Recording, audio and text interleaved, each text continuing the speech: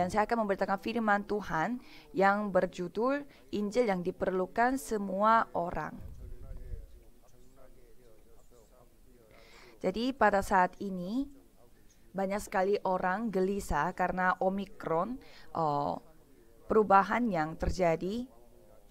Omikron pada saat ini telah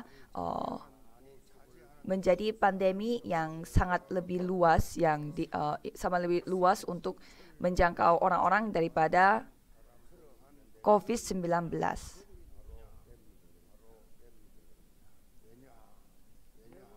Jadi sebenarnya pada saat dan pada hari raya kemarin, hari raya Korea, Imlek, banyak sekali orang-orang tidak bisa berkumpul karena pandemi pandemi Omikron ini.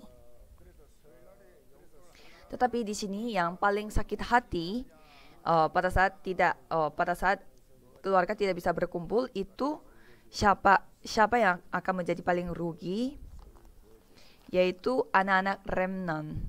Karena anak-anak remnant, anak-anak kecil, mereka tidak bisa menerima uang angpau.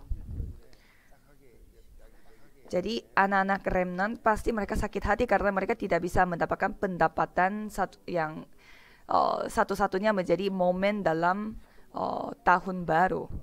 Jadi mengapa saya menceritakan tentang hal ini? Karena pada hari ini kita akan membahas tentang hukum dan juga hukum Taurat dan juga tentang dosa yang sangat bisa terdengar kaku dan menyeramkan. Jadi saya mau menghangatkan suasana dengan cerita lucu seperti ini.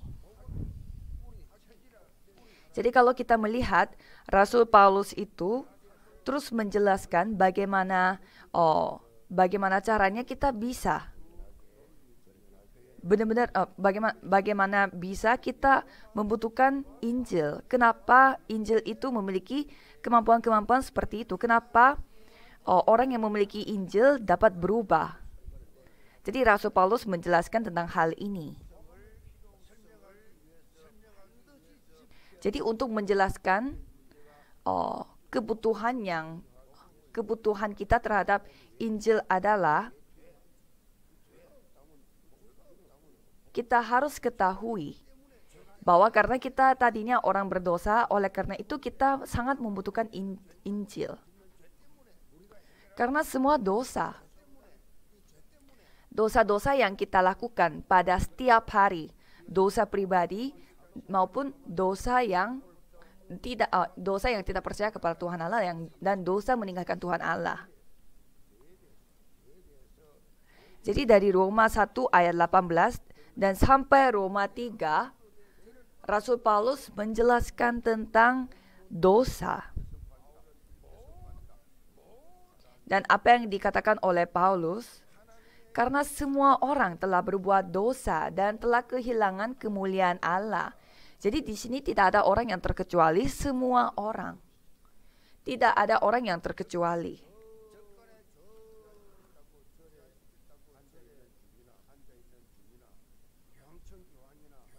Seorang bisu yang tinggal di tengah perhutanan supaya mereka tidak berdosa. Dan juga seorang pendeta yang khotbah di gereja. Semua kita adalah orang berdosa. Kita semua membutuhkan Injil. Rasul Paulus menjelaskan tentang pola pikir dan kesalahpahaman yang dimiliki oleh orang-orang Yahudi melalui Roma 3 ayat 23 sampai 24. Jadi orang-orang Yahudi, mereka itu memang kelihatannya orang yang sangat religius, tapi mereka bukannya hidup dengan Injil ini, tetapi mereka hidupnya beragama. Dan apa kesalahpahaman yang paling besar yang dimiliki oleh orang-orang Yahudi?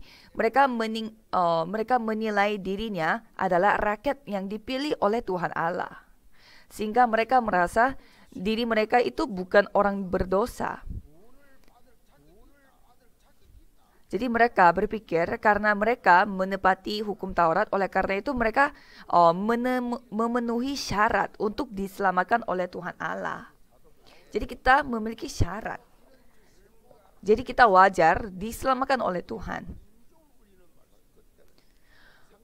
Tetapi Rasul Paulus memberi peringatan kepada mereka yang memiliki kesalahpahaman. Rasul Paulus menjelaskan semua orang adalah orang berdosa. Oleh karena itu kita tidak membutuhkan apapun, tetapi kita hanya membutuhkan kasih anugerah Tuhan. Jadi saya berharap Jemaat Gereja Yewon pun dapat diingatkan kembali yang apa yang dikatakan oleh Rasul Paulus, dan dengan anugerah Tuhan tersebut pergilah ke ladang saudara masing-masing.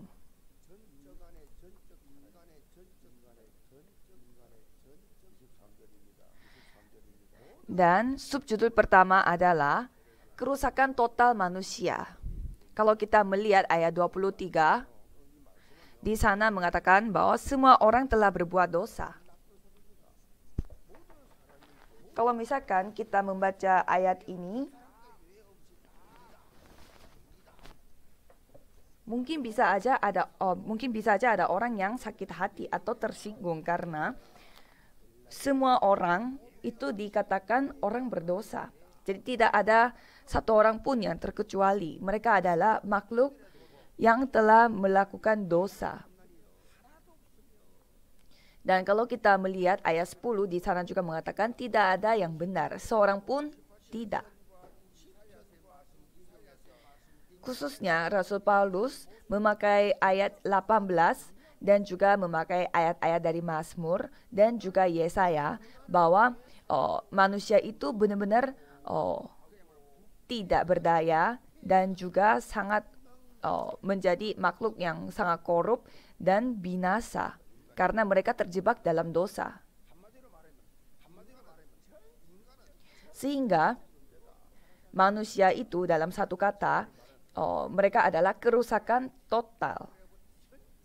Kerusakan total itu dalam bahasa Inggrisnya itu total depravity, yang diceritakan oleh Johannes Calvin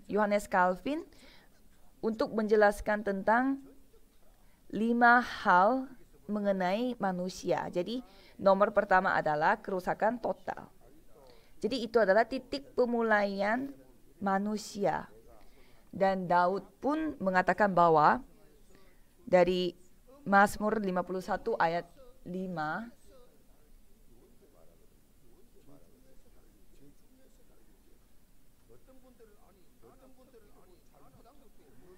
di sana mengatakan bahwa sebab aku sendiri sadar akan pelanggaranku. Jadi aku telah lahir dari kutukan dan juga dosa, dan aku telah terkandung dalam rahim ibunya di tengah dosa.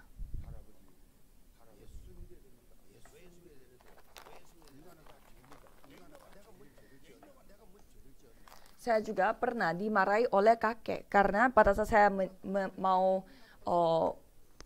menginjil seorang kakek, saya mengatakan kita semua adalah orang berdosa, termasuk kakek, dan kakeknya langsung marah karena dia tidak terima bahwa beliau adalah orang berdosa. Apalagi orang-orang yang baik hati.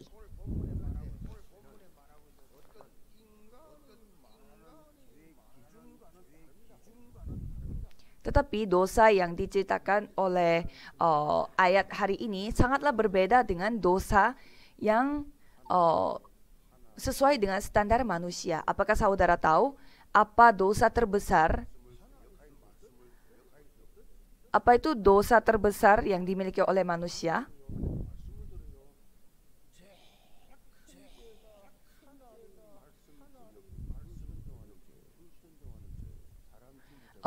Yaitu dosa yang tidak percaya kepada Tuhan Allah. Kalau itu lebih besar dosanya daripada kita membunuh orang lain.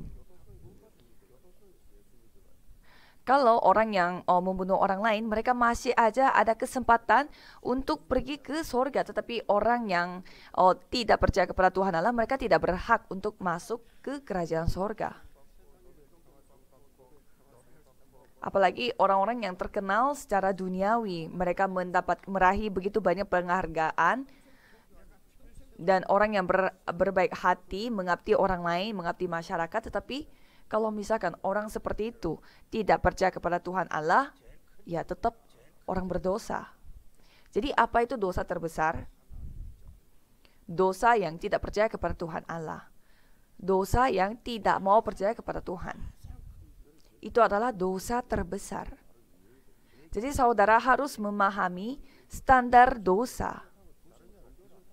Kalau saudara tidak memiliki standar dosa, maksudnya standar untuk menilai dosa, bisa saja saudara bergereja pun menjadi orang yang beragama, bukan orang yang beriman. Jadi dosa itu dikatakan hamaltia.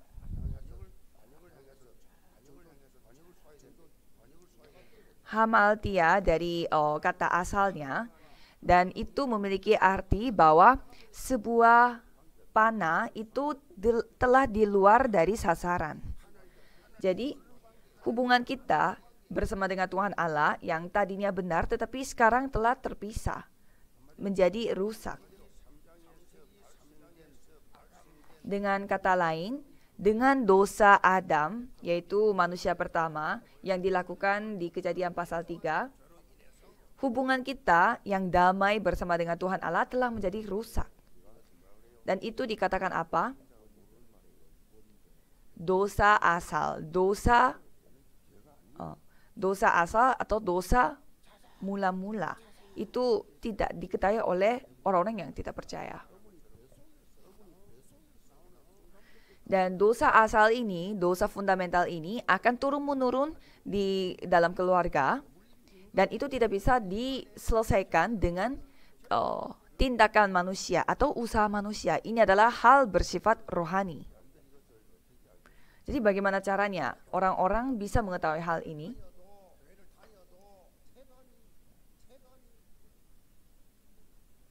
Walaupun orang-orang bergereja, tetapi kebanyakan mereka tidak mengetahui apa alasannya. Walaupun mereka bergereja, tapi mereka tidak tahu kenapa mereka harus bergereja. Sehingga mereka tidak ada keyakinan.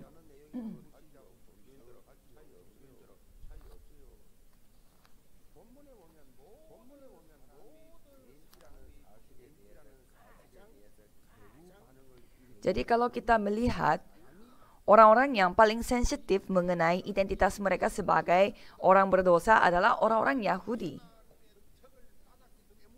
Karena orang-orang Yahudi, mereka berpikir mereka itu terpilih sebagai orang-orang spesial, sehingga mereka berpikir mereka itu terkecuali. Jadi kalau misalkan kita pergi ke Israel, mereka semua berpikir, semua orang itu adalah orang asing kecuali mereka. Jadi kalau misalkan mereka kalau mereka itu bertemu dengan orang asing, walaupun bajunya mereka kena bajunya orang asing pun, mereka harus membersihkan seluruh tubuh. Dan mereka tidak mau memakan makanan yang sama dengan orang asing. Jadi mereka semua merendahkan orang lain karena mereka adalah satu-satunya yang terpilih oleh Tuhan Allah. Jadi orang-orang yang berkelas, orang-orang yang terpilih oleh Tuhan bisa dianggap sama dengan orang asing. Jadi Rasul Paulus tidak setuju atas hal ini. Karena orang-orang Yahudi, mereka berpikir dengan kita mematuhi hukum Taurat, kita dapat diselamatkan oleh Tuhan. Kalau kita melihat ayat 20,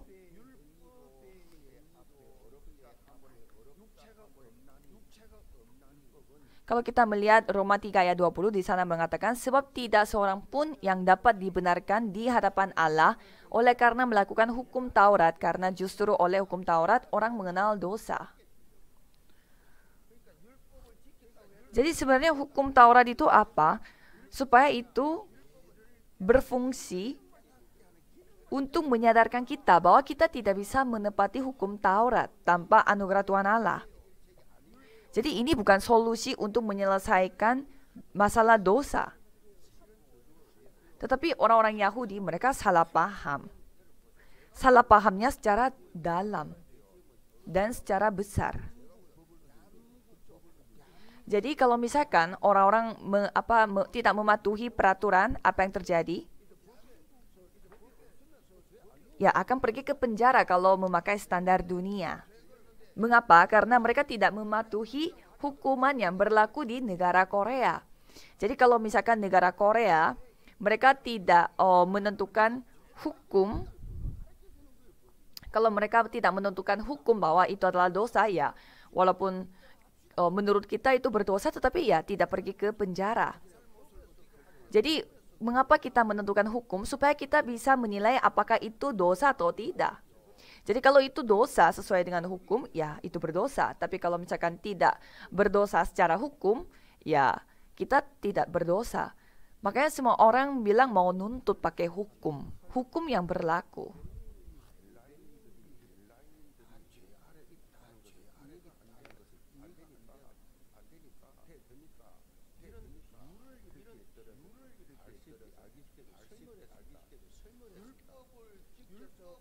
Jadi seorang pendeta yang bernama Tim Keller, ia memakai sebuah perumpamaan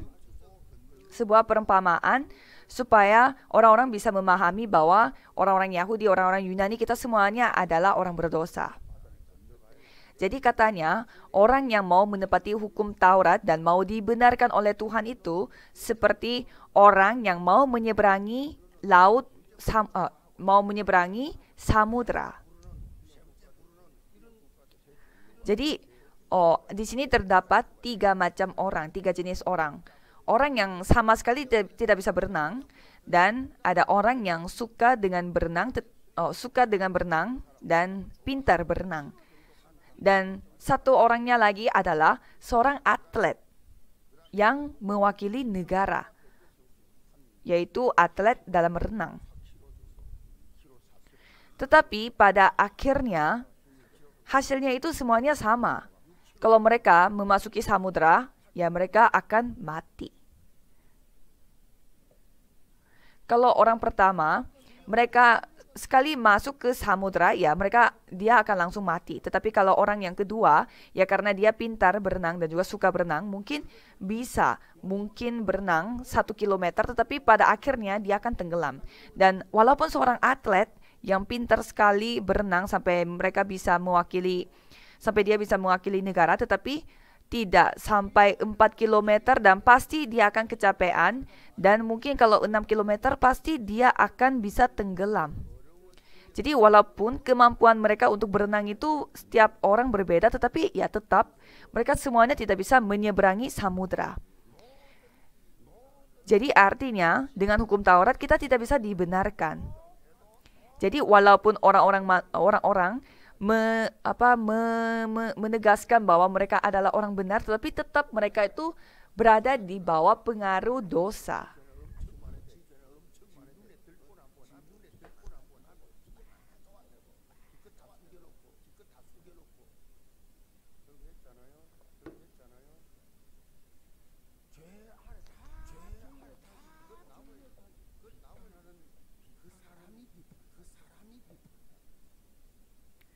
Jadi kemarin apa yang dikatakan oleh Firman, janganlah kita menilai orang lain, jangan kita menghakimi orang lain, karena itu adalah kita menjelekkan selembung kayu di mata orang, padahal kita memiliki batu besar, yaitu kayu yang sangat besar di mata kita. Jadi janganlah kita tertipu oleh strategi setan. Jadi jangan kita itu tertipu oleh setan di dalam departemen, di dalam organisasi gereja, dan juga di dalam jemaat gereja. Jangan sampai kita menyebut diri kita adalah orang benar dan orang lain itu salah.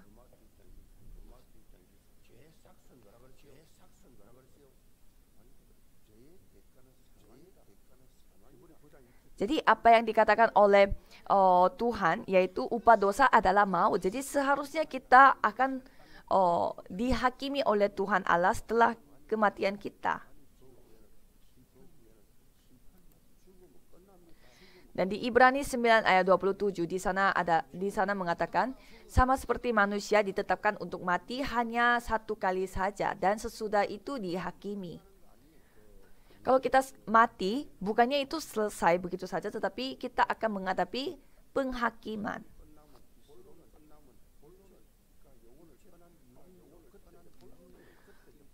Jadi sebenarnya kita hidup di dunia ini hanya bersifat pendahuluan. Jadi ini hanya adalah intronya. Kalau kita sudah selesai mengakhiri hidup kita, kalau kita mengakhiri hidup kita sebagai manusia di dunia, kita akan memasuki ke inti sari hidup kita, yaitu hidup sebagai roh. Apakah kita akan masuk ke sorga atau neraka, itu yang akan dihakimi setelah kematian kita. Tetapi orang-orang yang tidak percaya, orang-orang yang beragama, pasti tidak mengetahui tentang hal ini. Jadi kita harus memiliki hati yang sangat mengasihani mereka secara rohani. Karena kalau kita membiarkan mereka begitu saja, mereka akan suatu hari akan pergi ke neraka.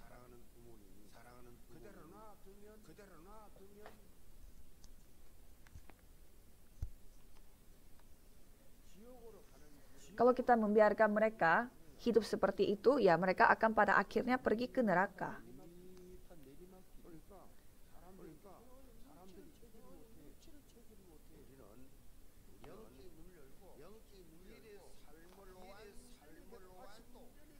Sebenarnya jalan untuk menuju ke neraka itu bukan sebuah tebing, tetapi itu adalah jalan menurun yang tidak terlihat. Jadi orang-orang sekarang lagi turun ke jalan ke bawah neraka, tetapi mereka tidak sadar. Jadi kita harus cepat menyadarkan mereka. Dan pada saat ini Departemen Remnon Gereja Yewon sekarang mereka mengadakan kemah di ladang mereka masing-masing di daerah Gangso, Yangcheon di setiap hari Sabtu. Kalau kita melihat sejarah gereja, tidak pernah ada lingkungan yang mendukung untuk penginjilan.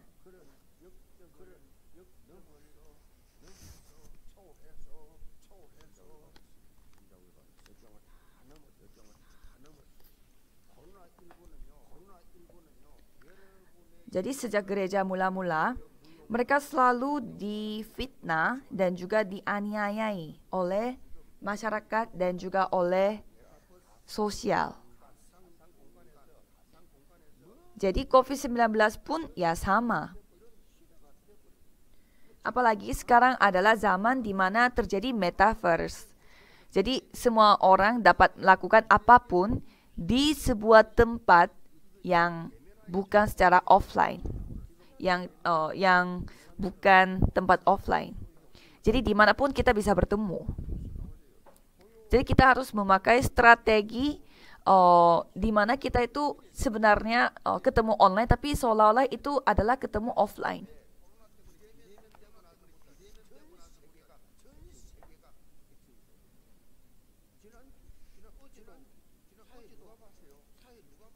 Jadi kemarin pun kita melakukan penginjilan misi yaitu 237 melalui ibadah inti melalui online. Jadi kemarin kita melakukan ibadah pada hari Sabtu, ibadah di mana itu ibadah namanya ibadah inti, dan di sana yang pimpin ibadah itu seorang pendeta dari Peru.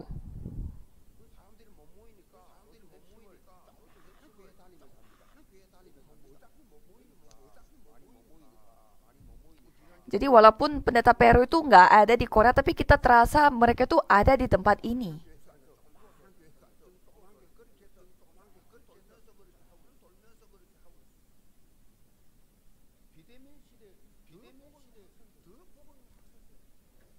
Jadi jadi di tengah jadi di tengah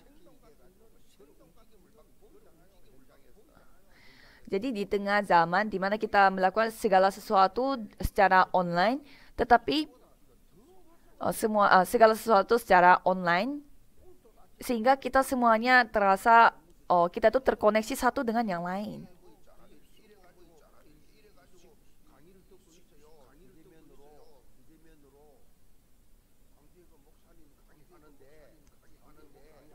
Jadi ada pendeta dari daerah Gwangju. Pendeta itu khotbah dalam bahasa Korea, tetapi yang mendengarkan khotbah itu adalah orang-orang India.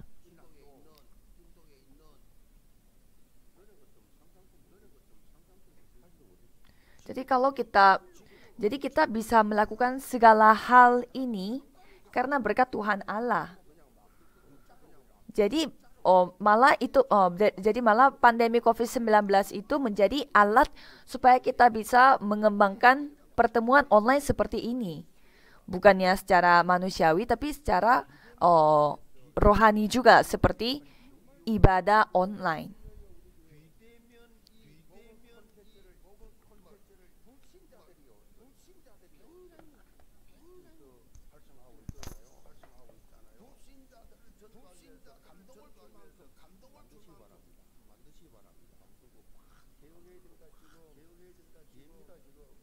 Jadi di tengah zaman online seperti ini, departemen media itu sangatlah penting.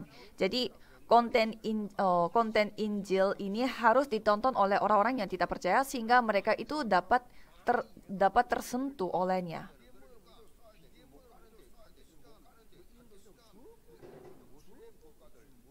Jadi ini saatnya saudara harus mengumpulkan kekuatan supaya saudara bisa terus menggali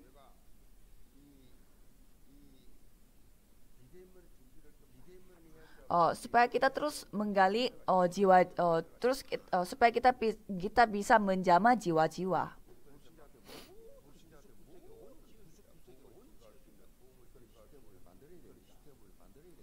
Jadi kita harus membuat sistem di mana kita bisa mencapai Injil ini satu dengan yang sampai ke tempat-tempat yang terpencil.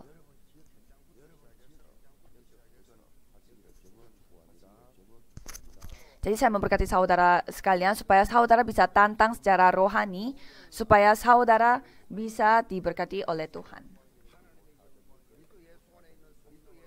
Subjudul kedua adalah kasih karunia Tuhan yang mutlak. Apa yang dikatakan oleh Roma pasal 3 sampai 2 Roma pasal 3 ayat 23 sampai 24, karena semua orang telah berbuat dosa dan telah kehilangan kemuliaan Allah, dan oleh kasih karunia telah dibenarkan dengan cuma-cuma karena penebusan dalam Kristus Yesus.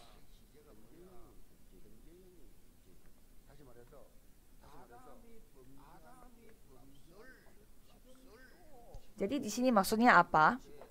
Kita semua adalah orang berdosa dan kita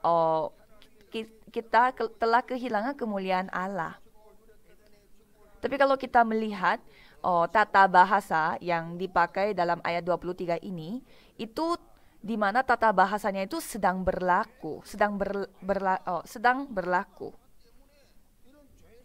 Jadi dengan kata lain, dosa yang dilakukan oleh Adam, upahnya itu masih memberi pengaruh pada zaman sekarang ini. Makhluk yang memuliakan nama Tuhan. Dan makhluk yang memuliakan nama Tuhan itu sebenarnya itu yang diciptakan oleh Tuhan Allah, tetapi berkat Eden yang dinikmati oleh manusia pada saat itu telah hilang karena dosa yang dilakukan oleh manusianya sendiri. Dan ada juga orang yang tidak paham mengapa kita yang harus menderita, padahal Adam dan Hawa yang berbuat dosa. Mengapa kita yang harus membawa beban upah dosa ini. Tapi janganlah kita sakit hati mengenai hal ini, karena upah dosa yang dilakukan oleh Adam itu bukannya Tuhan minta tanggung jawabnya dari kita, tetapi Tuhan telah membuka jalan supaya kita bisa diselamatkan oleh Tuhan. Itu adalah penebusan yang dilakukan oleh Yesus melalui salib Kristus. Jadi apa itu penebusan? Kalau pada zaman itu, seorang budak itu bukan seorang manusia, tetapi mereka adalah seekor binatang. Tetapi kalau misalkan seorang budak itu telah dibeli oleh seseorang dengan memberi uang, dengan memakai uang, pastilah orang yang budak ini dia bisa merobek semua identitas dia mengenai budak ini, sehingga mereka bukan lagi budak, tetapi mereka bisa menjadi orang yang bebas.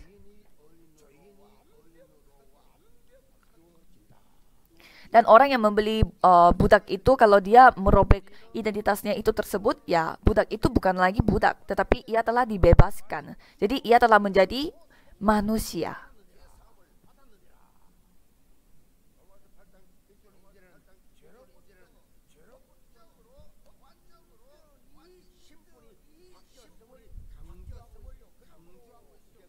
Jadi Tuhan Allah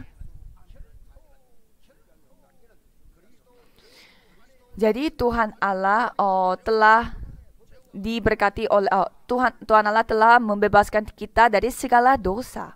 Kalau kita melihat Efesus 1 ayat 7 di sana berkata, sebab di dalam Dia dan oleh darahnya kita beroleh penebusannya, yaitu pengampunan dosa menurut kekayaan kasih karunia-Nya. Dan apalagi di Roma pasal 8 ayat 1 sampai 2, demikianlah sekarang tidak ada penghukuman bagi mereka yang ada di dalam Kristus Yesus. Roh yang memberi hidup telah memerdekakan kamu dalam Kristus dari hukum dosa dan hukum maut. Jadi di sini maksudnya apa? Di sini ada ciri-ciri yang sama dimiliki oleh dua ayat ini, bahwa sekali kita menjadi orang benar karena kita telah ditebus dosanya, itu bukan memakai cara manusia, tetapi memakai anugerah Tuhan Allah. Jadi penebusan Yesus itu tidak bisa diberi harga. Jadi tidak bisa diberi harga itu bukan berarti murah, tetapi tidak bisa diberi nilai karena saking besarnya. Tidak bisa dibandingkan dengan hal-hal yang lain.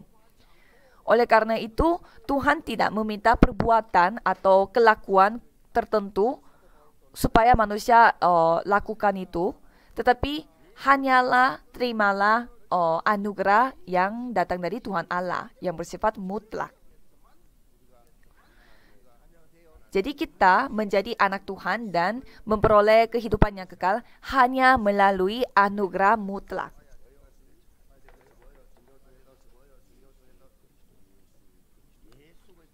Jadi kita harus melihat apa? Yaitu hanya melihat Yesus Kristus.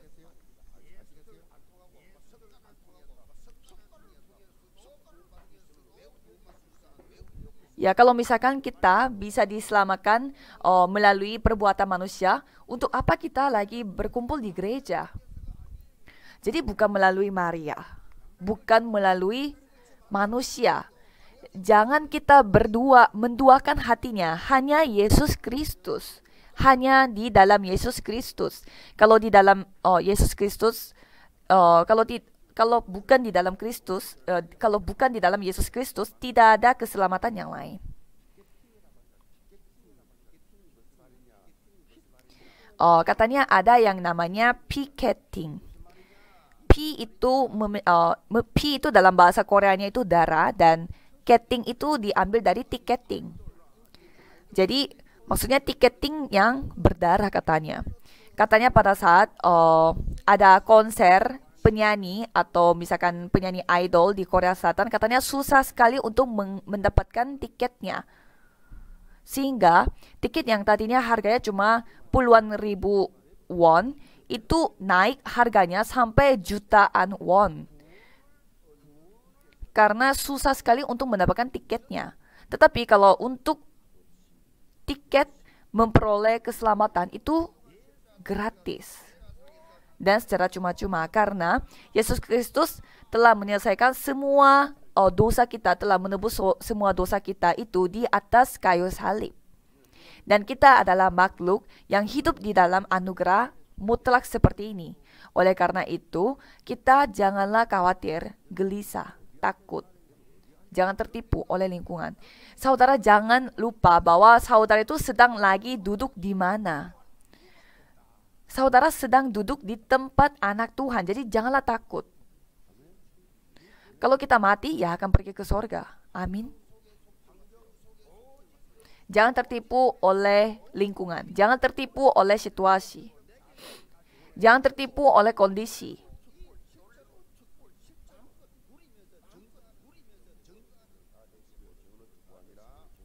Jadi saya memberkati saudara sekalian supaya saudara bisa menjadi jemaat yang selalu memuliakan anugerah Tuhan dan juga berkat Tuhan ini. Kesimpulannya adalah katanya ada yang namanya kata bias normal. Jadi bias normal itu katanya sering dipakai dalam bidang psikologi sosialisasi. Dia memiliki arti di mana kita itu suka menggampangkan suatu hal yang kecil dan kita membiarkan hal yang kecil itu berulang-ulang terjadi sehingga suatu bencana yang besar akan menimpa kita.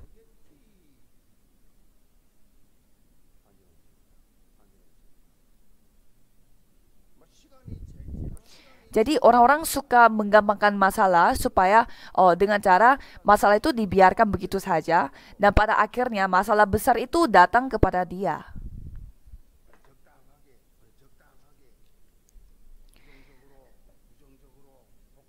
Jadi banyak sekali orang yang memiliki bias normality ini. Jadi banyak yang salah paham. Jadi ya gitu-gitu saja, ya bisa aja segitu saja. Untuk ya mengisi waktu.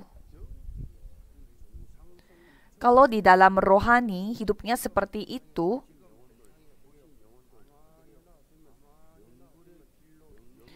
ya pasti akan terjadi seperti bias normality ini. Apalagi jiwa-jiwa yang tidak percaya. Kalau kita membiarkan mereka hidup seperti itu, ya lama-lama mereka pergi ke neraka.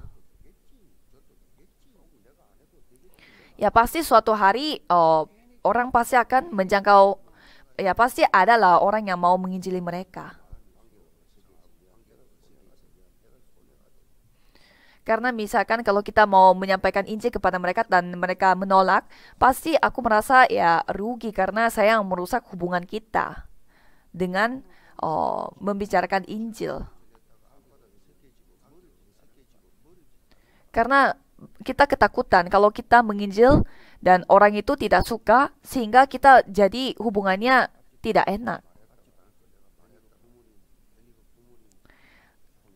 Banyak juga yang berpikir seperti itu, termasuk anak-anak yang memikirkan orang tuanya juga. Takut dicuekin oleh keluarganya atau takut dimarahi oleh orang tuanya kalau kita menyampaikan Injil ini kepada mereka. Ini adalah bias normality. Kalau misalkan saudara memiliki hati yang mau menyampaikan Injil ini kepada mereka, harus pada saat itu juga langsung injili aja. Jangan memikirkan, jangan terlalu mendalami pikirannya, tetapi langsung taat kepada Tuhan dan langsung injili saja. Kalau sekali Tuhan memberi rasa keharuan, maksudnya kalau sekali Tuhan memberi hati yang mau menginjil, berikan saja Injilnya kepada orang itu.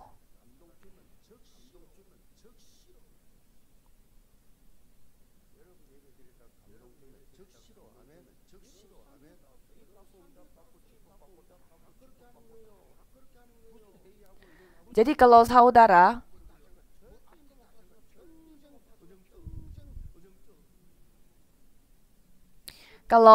hidupnya seperti itu, pasti saudara hidupnya ya gitu-gitu saja.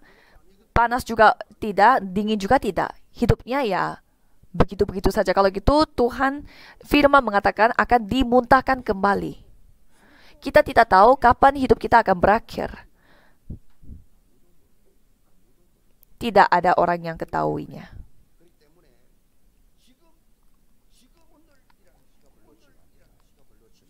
Oleh karena itu, janganlah kita kehilangan momen saat ini.